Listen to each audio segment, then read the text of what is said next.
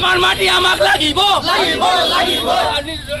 নিবনুৱা কৰ্মসংস্থান লাগিব নিবনুৱা কৰ্মসংস্থান লাগিব এই ইনকিলাব জিন্দাবাদ ইণ্ডাষ্ট্ৰি হ'ব লাগিবই দেশৰ সমস্যাৰ সমাধান দূৰ হ'ব লাগিবই ইণ্ডাষ্ট্ৰি হ'ব লাগিব দাওৰা হুঁচিয়াৰ দাওৰা হুঁচিয়াৰ দাওৰা হুঁচিয়াৰ কোম্পানী কাম বন্ধ কৰিব লাগিবই কোম্পানী কাম বন্ধ কৰিব লাগিবই দাওৰা হুঁচিয়াৰ ইনকিলাব জিন্দাবাদ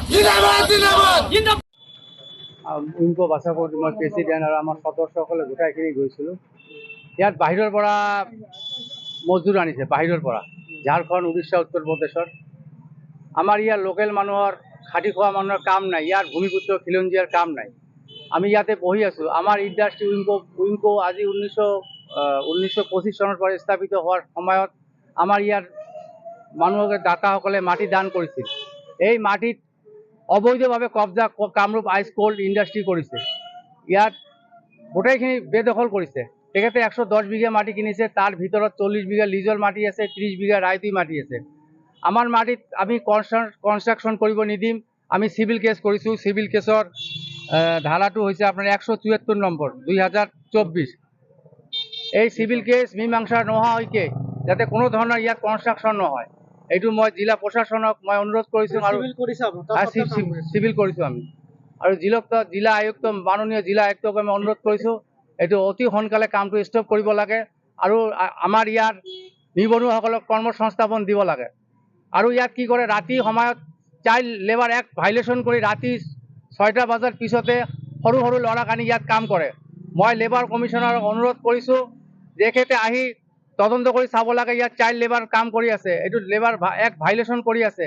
আৰু ভাৰতৰ প্ৰধানমন্ত্ৰী মাননীয় প্ৰধানমন্ত্ৰী নৰেন্দ্ৰ মোদী ডাঙৰীয়া আৰু অসমৰ মুখ্যমন্ত্ৰী মাননীয় হিমন্ত বিশ্ব শৰ্মা দেৱ ডাঙৰীয়াই কৈছে যে চাইল্ড লেবাৰৰ কোনো ধৰণৰ কাম কৰিব নোৱাৰে। চাইল্ড লেবাৰৰ ক্ষেত্ৰত সুন্দৰ গুৰুত্বপূৰ্ণ তেখেতে সমৰ্থন আছে যে চাইল্ড লেবাৰ কোনো জাগাত কাম কৰিব নোৱাৰে। ইয়াত এই যে ৰোহিত দেওৰা নামৰ এজন ইণ্ডাষ্ট্ৰিয়েল আছে আৰু এজন সিং মেনেজাৰ, এই মেনেজাৰজন ঝাৰখণ্ডৰ পৰা আহি উৰিষ্যাৰ পৰা আহি ইয়াৰ যিটো দাদাগিৰি, ইয়াৰ বনিয়া আহি শংকৰজী, ইয়াৰ যিটো দাদাগিৰি, এটা ভয়ংকৰ পৰিস্থিতি কৰাৰ কাৰণে এখেতে চেষ্টা কৰিছে। আমাক মাতি আমাক অপমান অপদস্থ কৰে যে আপুনি কোন, আপোনালোকে ইয়াৰ কোন, আমি মাটি কিনিছোঁ আমি বুজিম। আৰে আমাৰ মাটি, আমাৰ ভূমি, আমাৰ অধিকাৰ, আমাৰ মাটি আছে। চাওক আজি গোটাইখিনি মাটি আজি বনিয়া হাতত গুচি গৈছে। আমাৰ খিলঞ্জীয়া মানুহৰ ভূমিপুত্ৰৰ মাটি হাতত এটুকুৰা মাটিও নাই।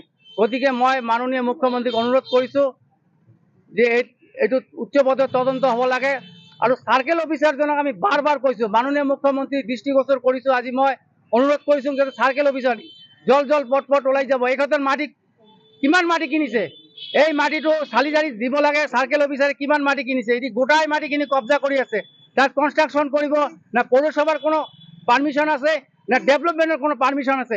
এখেতসকলে শুই আছে নাকি? এখেতের কনস্ট্রাকশন হয়ে আছে না কোনো পারমিশন আছে? আমি গৈছো তাত কয় আমার পারমিশন আছে, অফিসত যদি যাও কোনো পারমিশনে নাই। এখেতে এটা মিছলিয়া খালি সরকারি মাটি আপোনালোকে এক ভয়ঙ্কর তথ্য আছিল যে হয় হয় আরটিআই তথ্যত আমি জানা পাইছো। আপোনালোকক ইয়াৰ আগতো আমি দিছো কাগজখিনি। ইয়াৰ আপোনাৰ সন্মুখতে এই মাটিটো টুকুৰা আছে। ইয়াত চৰকাৰী অনুষ্ঠান প্ৰতিষ্ঠান পাতক, ইণ্ডাষ্ট্ৰি পাতক, ইয়াত বিএসএফ কেম্প হোক, ইয়াত শিক্ষা প্ৰতিষ্ঠান হোক, আমাৰ ক'বলগীয়া একো নাই। ইউনিভাৰ্চিটি হোক, আমাৰ ক'বলগীয়া একো নাই। গতিকে মই দেওৰাক সকীয়াই দিছো, আপুনি যদি ইয়াত কোনো ধৰণৰ গণ্ডগোল কৰাৰ চেষ্টা কৰিছে, আপোনাৰ দালালক উৰিষ্যাৰ পৰা, বিহাৰৰ পৰা, উত্তৰ প্ৰদেশৰ পৰা যদি আনি গণ্ডগোলৰ চেষ্টা কৰিছে, আপোনাক আমি সকীয়াই দিছো। আমিও ৰেডি আছো, আমি তেজ দিম। এক টুকুৰা মাটি ইয়াৰ পৰা আমি আপোনাক বিক্ৰী কৰিব নিদিম। লাষ্ট ওয়াৰ্নিং, আমাৰ ইয়াত লাষ্ট ওয়াৰ্নিং দিছো। কিমান বিঘা মাটি চৰকাৰী 110 বিঘা এখেতে কৈছে কিনিছে, 40 বিঘা মাটি পঞ্জীকৰণ কৰিছে। 40 বিঘা চৰকাৰী লিজৰ মাটি। এতিয়া আমাক দেওৰা কৈছে যে মোক লিজৰ মাটি মোক দিছে। কোনে দিছে তোমাক লিজৰ মাটি? ডিপুটি কমিশনাৰ দিছে না অসমৰ কোনো মন্ত্ৰী মহোদয় তোমাক দিছে? এইটো জল পট হ'ব লাগে। এই বাৰ বাৰ কৈ আছে যে মোক মাটি দিছে। কোনে মাটি দিছে? মাটিৰ অথৰিটি ডিপুটি কমিশনাৰ, লিজৰ মাটি ডিপুটি কমিশনাৰ দিব লাগিব। আৰু মই এটা মাননীয় নৱনিৰ্বাচিত সাংসদ মহোদয়ক মই অনুৰোধ কৰিছোঁ, আপোনাৰ কিছু লোকাল ইস্যু থাকে, এই ধুবুৰী সদৰৰ কিছু ইস্যু আছে, এই ইস্যুবোৰ আগৰ সাংসদজন নিমাতৰ কাৰণে আমি ইয়াৰ পৰা খেদি দিলোঁ। যদি আপুনি যদি আমাক সহায় সহযোগিতা নকৰে, যদি মালিক পক্ষত আপুনি যদি সহায় সহযোগিতা কৰে, তা ইয়াৰ পৰা আপুনি খেদা খাব। ইয়াত বহুত মানুহ জাতি জনগোষ্ঠী ধৰ্মাৱলম্বী মানুহ বহুত মানুহ জড়িত আছে। আপুনি আমাৰ লগত কথা পাতক।